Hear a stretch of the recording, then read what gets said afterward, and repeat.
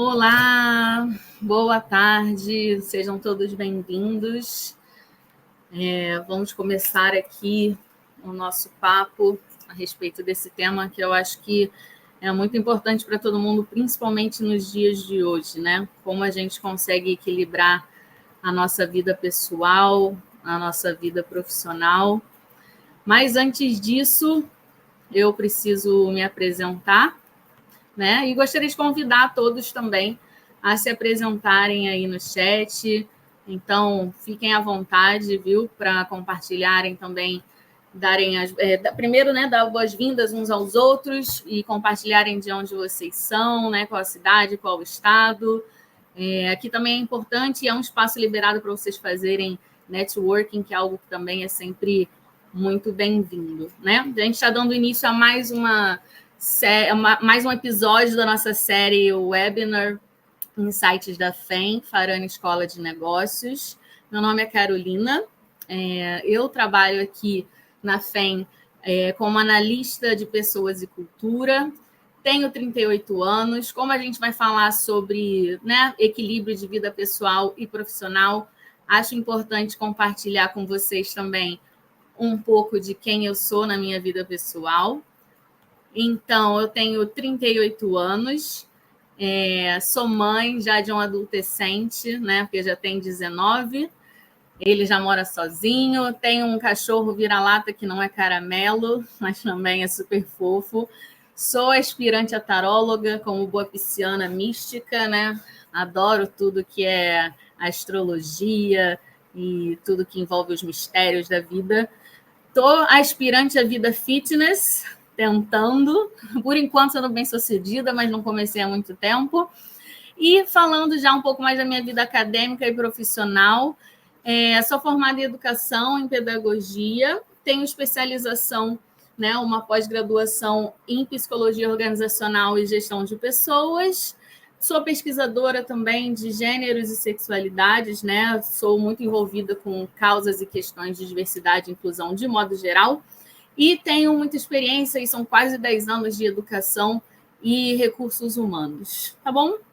Dito isso, vamos dar continuidade aqui, vamos dar início, na verdade, né, ao nosso tópico, à nossa pauta, né, para a gente tentar melhorar aí a nossa gestão de tempo, a nossa produtividade. Mas antes disso, quero dedicar só um minutinho para lembrar vocês, né, que esse é mais um webinar da nossa série Insights FEM, que é um canal onde aqui a nossa Farane Escola de Negócios traz, né, nossos mentores, e eu me incluo, né, e diversos outros especialistas também de educação e de empreendedorismo para compartilhar experiências, né, vivências, cases, tá bom? Então é sempre uma boa oportunidade, fiquem atentos aí aos nossos canais, né, no LinkedIn, no Instagram, no YouTube, para vocês terem esses insights e se inspirarem, né, para executar melhor as suas atividades diárias, né, no âmbito profissional e no pessoal também, tá bom? Agora, sem mais delongas, de fato, vamos começar e vamos ver o que a gente tem aqui na nossa agenda, beleza? Então, estamos planejando hoje conversar sobre 4 tópicos centrais, pessoal. Técnicas para organizar o seu dia e priorizar as tarefas, tá? Como manter a produtividade, né, em alta, mesmo com tantas distrações, e é um baita desafio, né, porque hoje são muitos estímulos de todos os lados.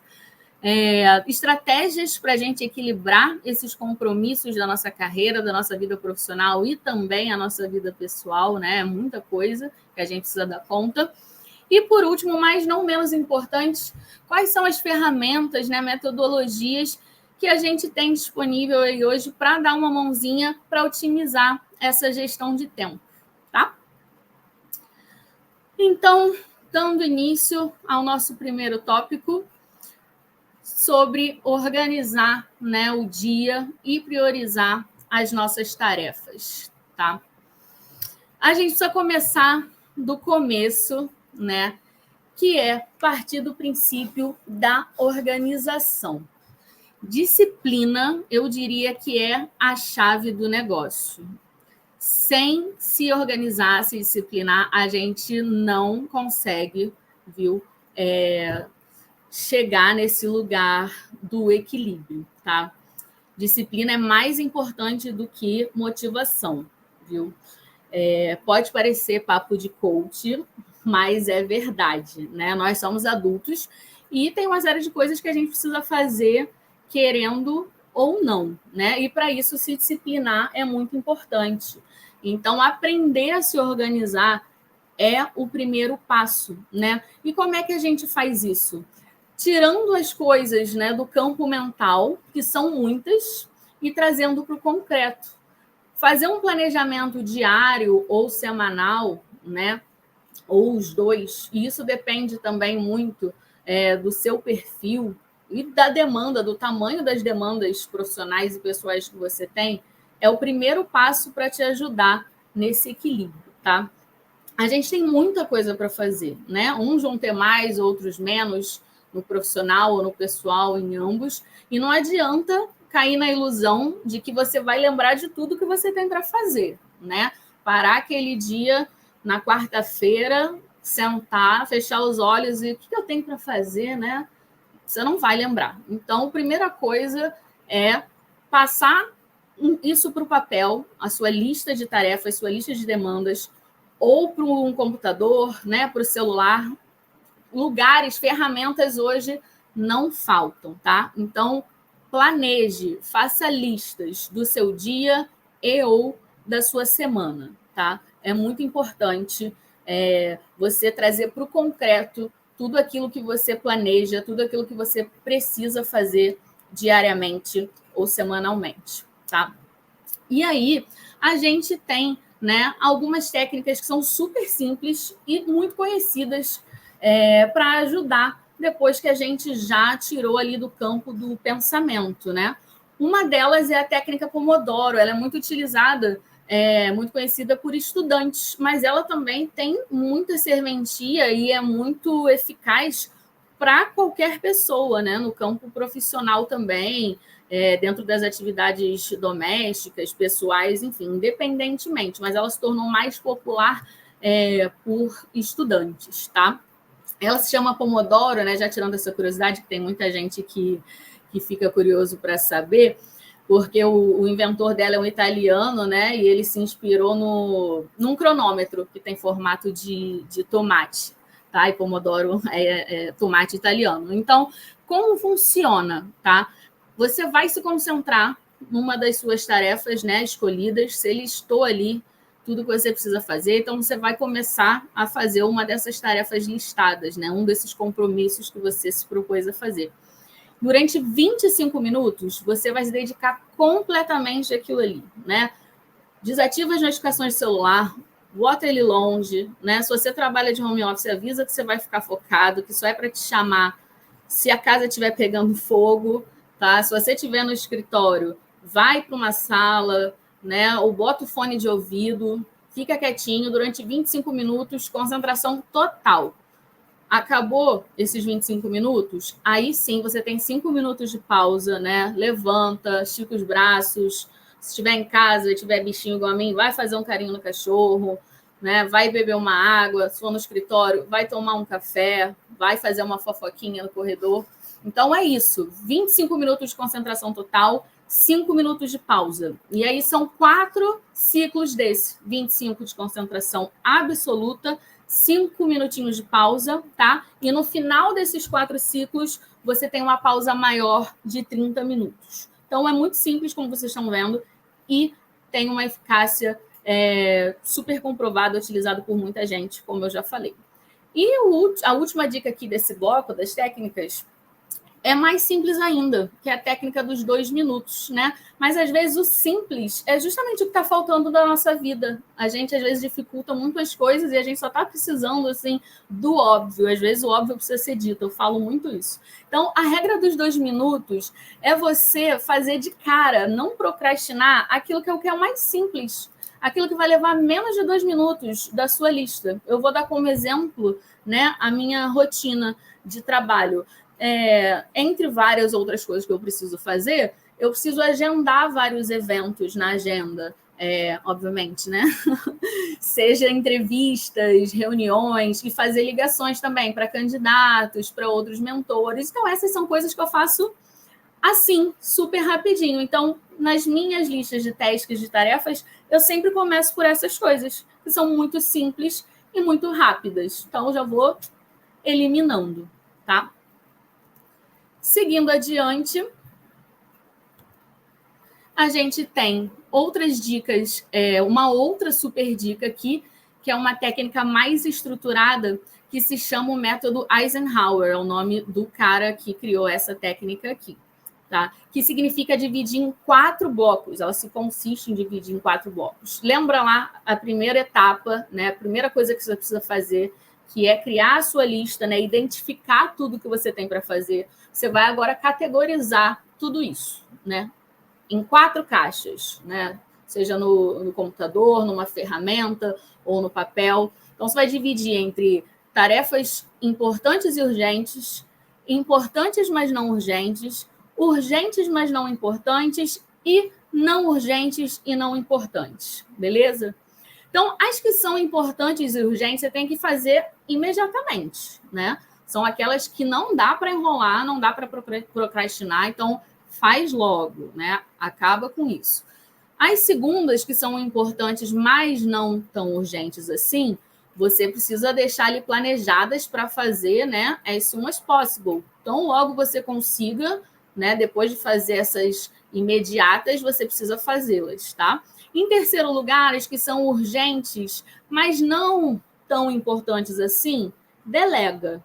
Passa para outra pessoa. Sempre dá, né? Passa para um liderado, para um colega que não esteja tão atarefado, se alguma coisa pessoal, pede ali, né, para o seu esposo, para sua esposa, para alguém que more com você.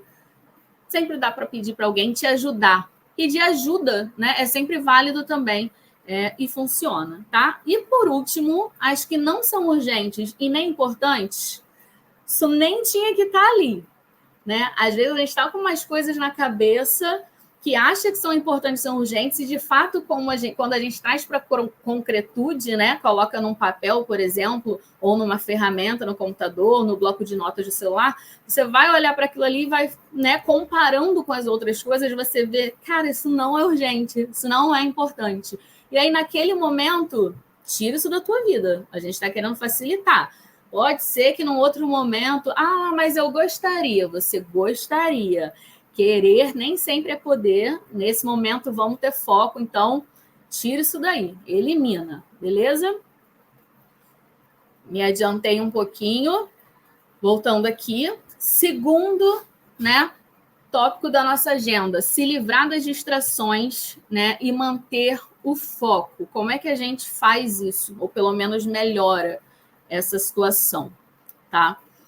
Minimizando as distrações. Mas como é que a gente faz isso? A gente precisa definir momentos específicos, né, para verificar mensagens, e-mails, agendando, por exemplo, né? Vamos supor que você é uma pessoa que ainda usa muito e-mail. Hoje em dia não é tão comum, mas algumas pessoas ainda precisam se comunicar muito através de e-mail, ou ainda que sejam responder muitas mensagens no Slack, ou Microsoft Teams, outras ferramentas, né? Cria um horário na sua agenda para isso, né? De X a X, responder e-mails, né? Ou de X a X, responder o Slack, né? Que às vezes está lá gatilho, 30 e poucas mensagens pipocando.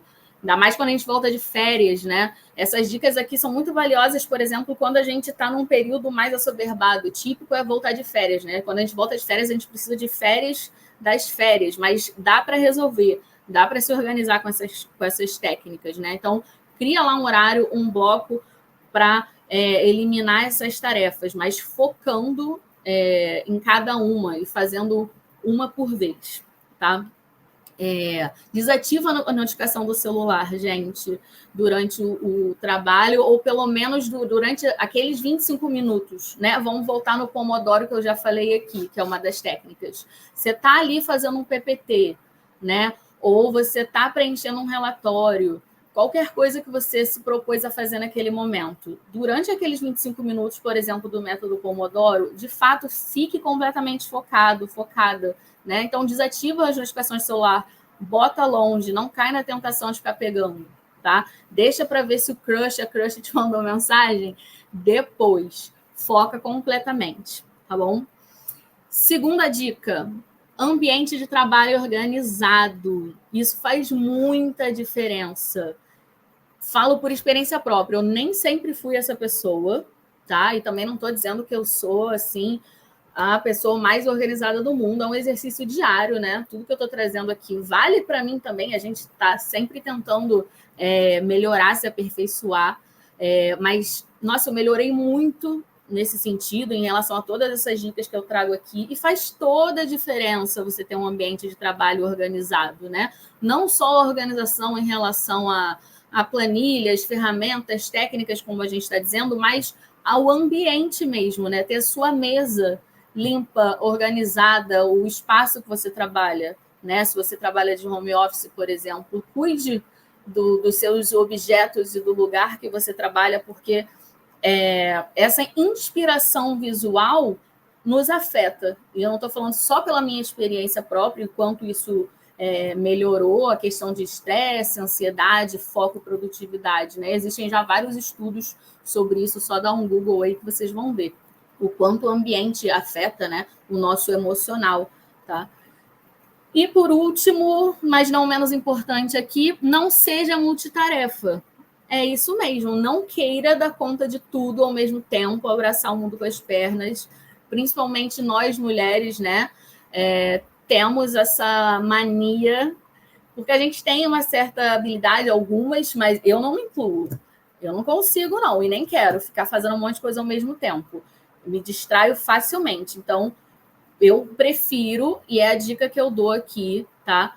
Faça uma coisa de cada vez. Vai ser muito mais eficiente, vocês vão conseguir ter muito mais tranquilidade, tá? E reduzir estresse, ansiedade, quando vocês focam em uma coisa por vez. É uma ilusão achar que enquanto você está escrevendo um e-mail, né, e fazendo um PowerPoint, gestão de tempo. Não é. Você não vai fazer nenhuma das coisas bem feitas. O risco de estar cometendo erros porque você não está prestando a devida atenção em nenhum dos dois é enorme. Aí você erra, tem retrabalho. Então, no final das contas, você não foi eficiente, né? Porque você vai ter que ter um retrabalho naquilo e você ficou estressado fazendo duas coisas ao mesmo tempo. Então, é muito melhor você ter uma lista e focar em cada um daqueles tópicos, daquelas tarefas de cada vez, tá bom?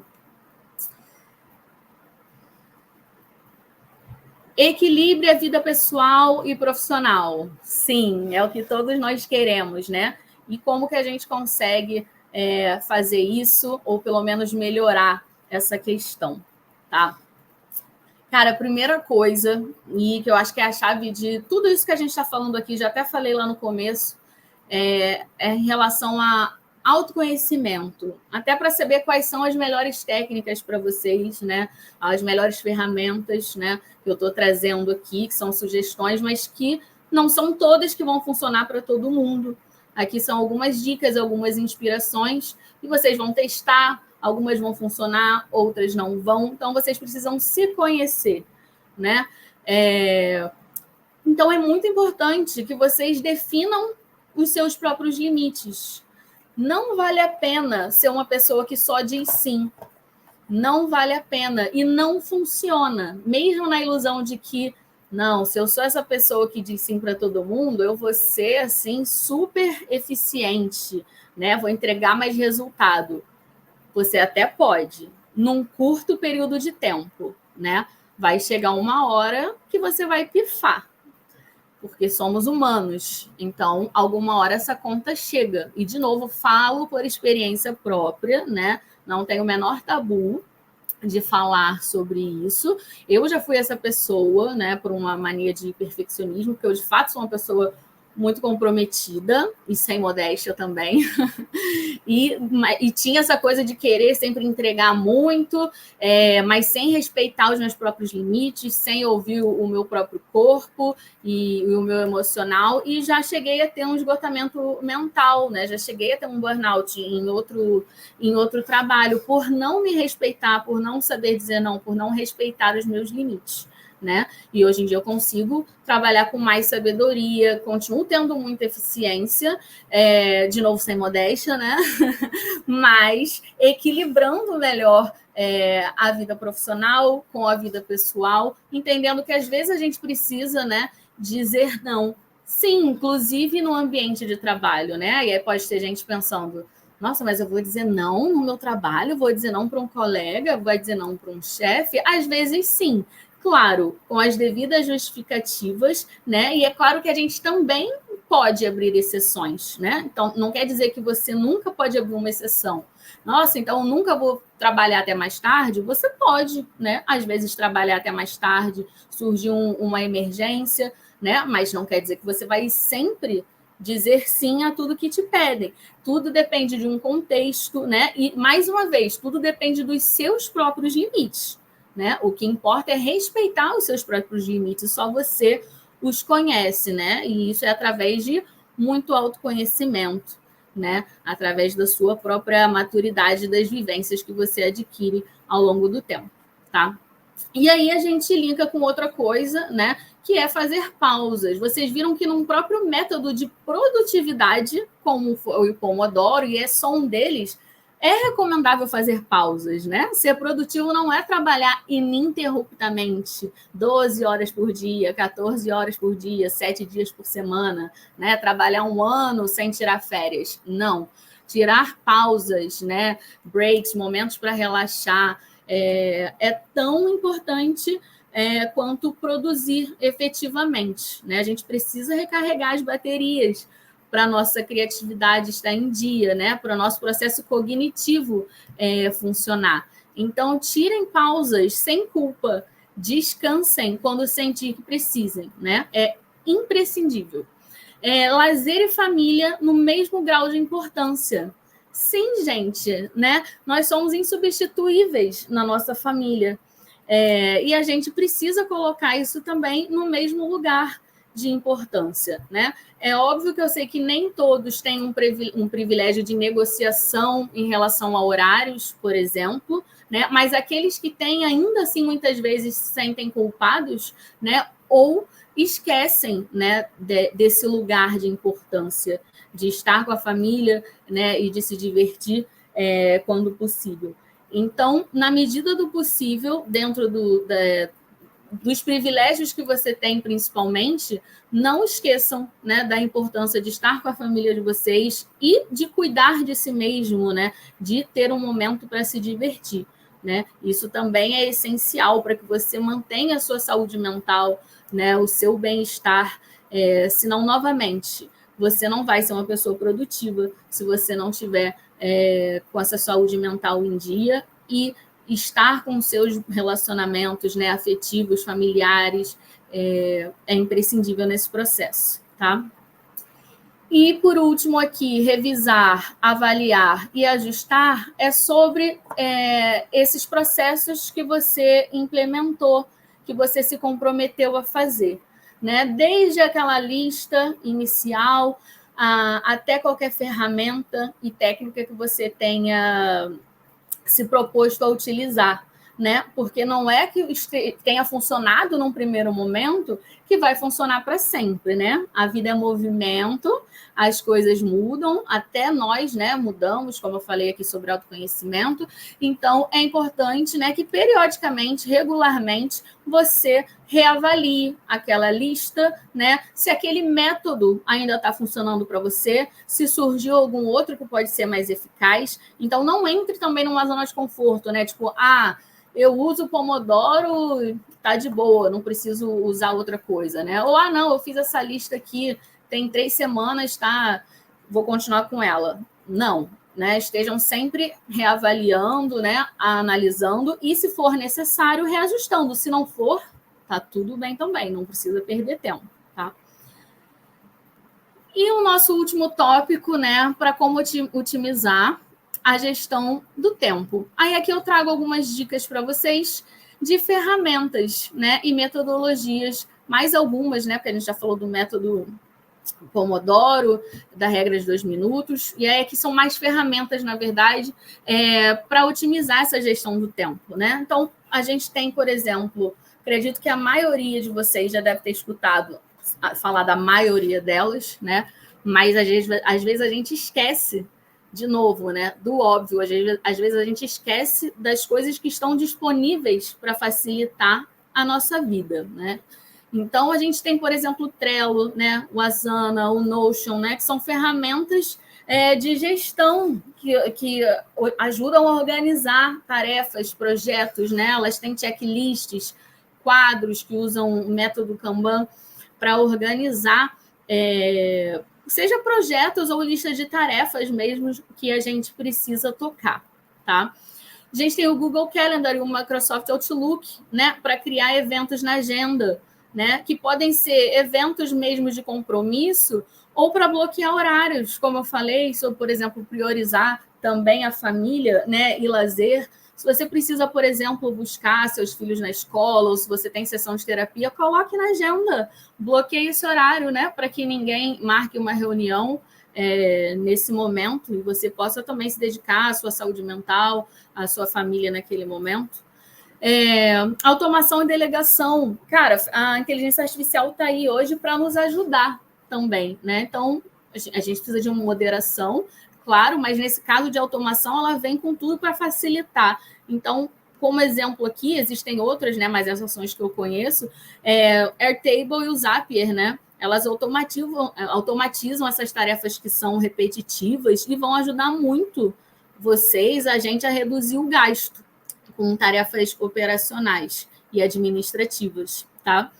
Tem aí o Monday e o ClickUp, né, que são para delegação de tarefas de tasks, também de maneira inteligente. E aí a gente consegue, né, delegar, seja para colegas ou liderados, e acompanhar o progresso também do que está sendo feito, tá? E aqui, para fechar, mais duas metodologias de produtividade.